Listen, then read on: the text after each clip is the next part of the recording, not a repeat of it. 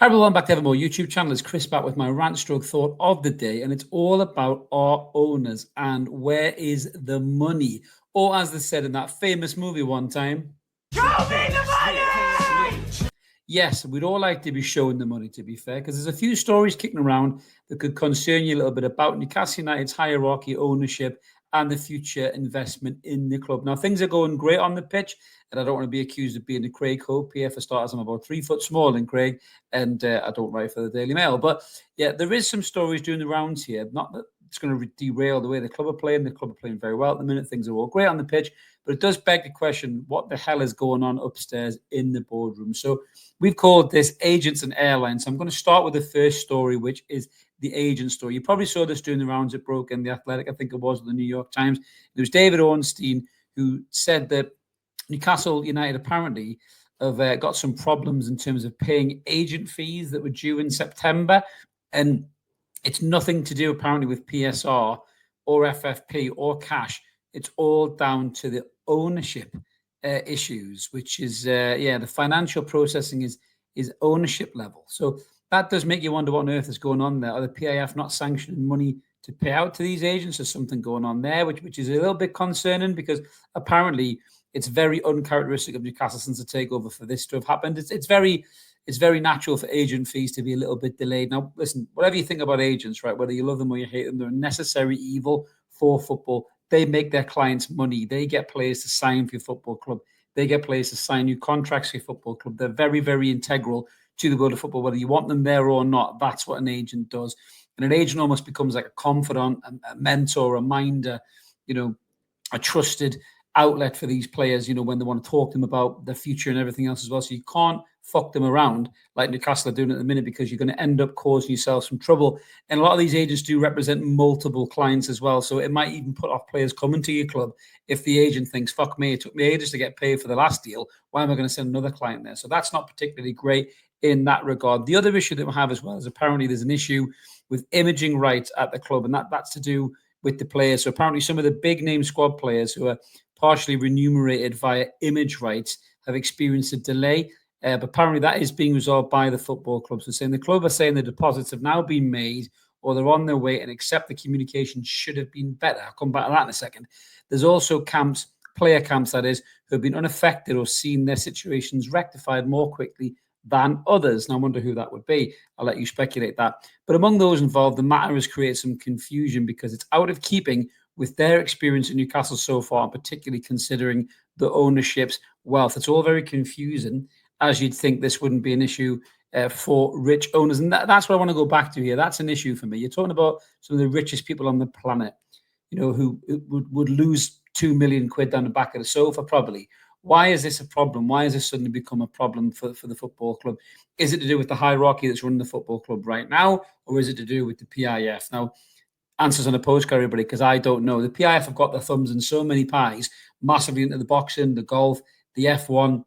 But what's worrying is footballing side, I'll get into this in a minute, they seem to be looking to invest somewhere other than Newcastle, which scares the fucking life out of me, which I'll come back to in a minute. But going back to this situation in general, we're doing well on the pitch right now. We kind of tailed off a little bit. But the question people have been asking themselves now, and I put this to the board at Newcastle United as well, we've gone from being this runaway freight train, commercialism, deals coming, all this kind of stuff. And yes, the mitigations of the Premier League kind of putting the blockers on everything they possibly can to keep the greedy six happy is definitely a factor there. There's no doubt about that. But where's the new training ground?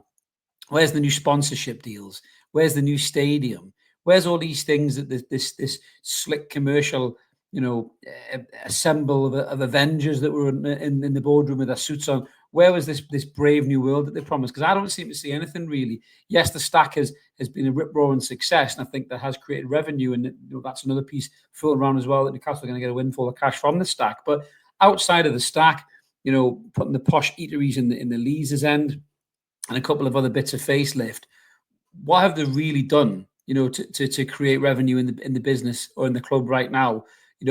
Are they better off than the Mike Ashley era? Of course they were. Mike Ashley, wouldn't spend £1 to make a tenner. You know what I mean? That's just not the way that he was built, inclined. He just let the club go to rock and ruin. But something definitely is not right behind the scenes and upstairs in the boardroom, because there doesn't seem to be this massive influx of sponsorship anymore like there used to be. And it can't all just be for the Premier League rules that have come in. That can't be the case. And it does make your mind wander a little bit to the PIF, or the PIF getting a little bit bored every time they try to throw money in. The Premier League do put the gates up, and they think, oh, I can't be arsed with this. There's easier ways to throw our money around.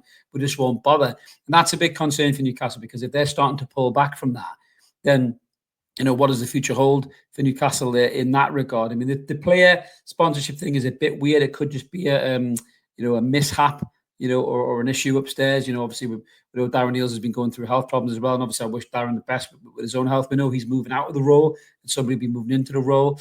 But yeah, it's a little bit of a concern as to what that big commercial group of people at the top of the football club are actually doing. Paul Mitchell aside, he's a football guy. He's supposed to be getting the targets right for the transfer market, the nutrition, the fitness, everything else behind the scenes right. Let him do that. It's nothing to do with the commercial deals of sponsorship and everything else that goes with all that. But I'm a little bit concerned about the trajectory of business with the club right now in terms of commercialism, because it all just seems to have ground to a halt a little bit. There's nothing getting spent. I've heard people say this, I think Craig Hope said this as well, that, the new stadium, the new training complex, that's not going to be for Bruno, for Isak, for Gordon. They'll be gone by then. It'll be for the next generation of players. This should have been done by now. We're 3 years into takeover. Why have we not got a new massive fancy new training complex in Gosforth Park or on the outskirts of the airport? Why have we not got that? Why have we not got a new stadium? Where's all this investment that was promised? Where's it gone? And they've gone radio silent upstairs. That they're just not telling you anything. I know there's supposed to be some kind of announcement or some update with regards to the stadium situation, probably early next year, probably January, February time. But it seems to have disappeared from a new massive built stadium in Leazes Park potentially to doing some kind of extension work on the Gallagher, which is all just a little bit understated. Now, if they're not going to spend on that, but they're going to spend on players, then you could say, okay, we get it, we understand. That makes perfect sense, because the squad needs some investment.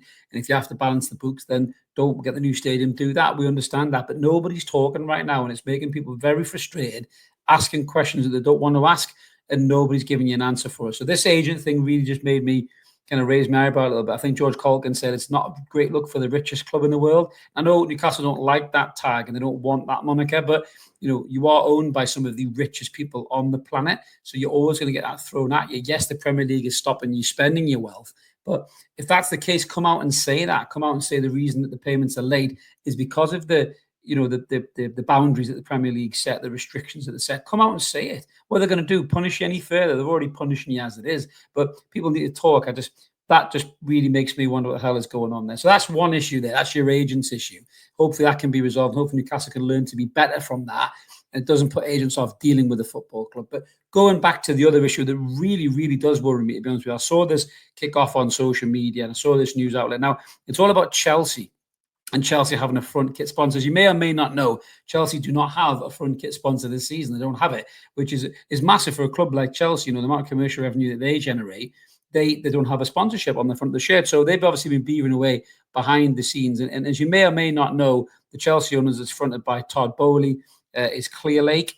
And Clear Lake, I think, do have some Saudi Arabian investment within their organisation. But this scares the life out of me. So Chelsea apparently are talking to potential sponsors. And within that, the Qatar Airways is in there.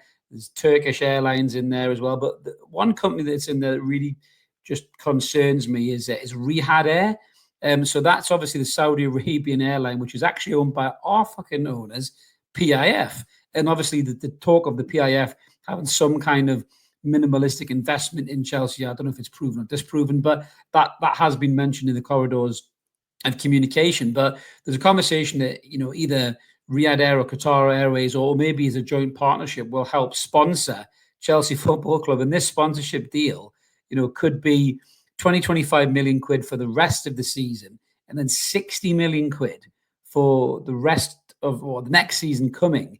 And that would be probably the third highest sponsorship deal in the Premier League, behind the Etihad Airways for City and Emirates Airways for Arsenal. I think Man United had Snapdragon, and that was obviously a £60 million deal. But I don't understand how the fuck we can be in a position here where our 80% owners are looking to sponsor Chelsea shirts. I mean, make that make sense to me. we're being told that we can't spend any money. We're being told that we're under restrictions from FFP and PSR. But the guys who own 80% of our fucking football club are going to sponsor Chelsea shirts. That makes no sense to me whatsoever. And if that happens, I think every single Newcastle fan should definitely be up in arms and ask our ownership what the fuck is going on there. Because if anyone's getting a sponsorship deal from Riyadh Air, it should be Newcastle United, because you own 80% of them. And I know there's obviously the different deals, the APTs and the ATPs and all that other stuff as well. But don't go and strengthen one of our potential competitors in the league by giving them 60 million quid a year that they can go buy Bruno Guimaraes or fucking, Alexander Isak with. That makes no sense to me whatsoever.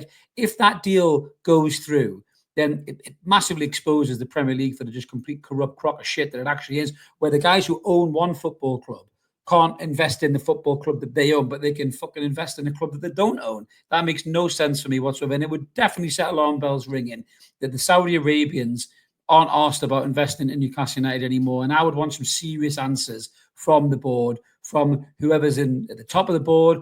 I'd want answers from, from Al Rayman, the main man, Yasser.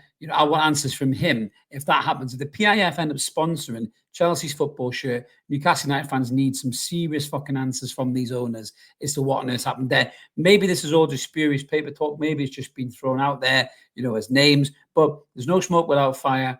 And if they're interested in investing either via partnership with Qatar Airways or on their own outright, they shouldn't really be doing it, because you're strengthening Chelsea Football Club and not Newcastle United. Newcastle United is getting weaker every transfer window that goes by. You don't sign anybody. The January transfer window is huge for this football club on so many levels.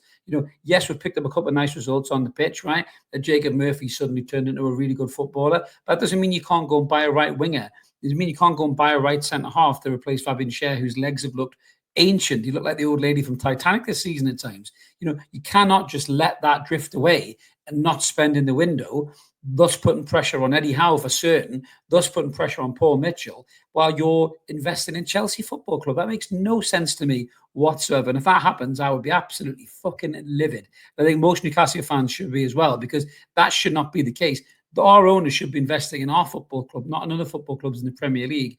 And it really, really worries me. The agent thing, yes, concerns me a little bit, but maybe it's just a lapse of, communication. Maybe somebody's just not, sent an email or whatever. I don't know. Maybe something like that. It happens in big businesses sometimes. They don't pay their bills on time and it falls into the next payment run. Shit happens. But this thing with Chelsea, nah, mate. That to me really, really concerns me. And the Chelsea fans are fucking lapping it up. They're jumping, clapping their hands together. But if Saudi Arabia and the PIF invest in Chelsea Football Club more than they're investing in Newcastle United, then something seriously has gone fucking wrong with this project, and some big questions have to be asked. But let us know in the comments below what you guys think about these two issues, about the agent fees and about the airline potential sponsorship at Chelsea. Are you concerned that PIF have grown a bit bored in Newcastle? Are they looking to piss off? Are they looking to withdraw their investment? It is a question that I think we have to ask if the Chelsea deal goes through 100%. I want some answers from the club. I want them to start talking again. When Amanda was here, Murdoch was here, they never shut the fuck up.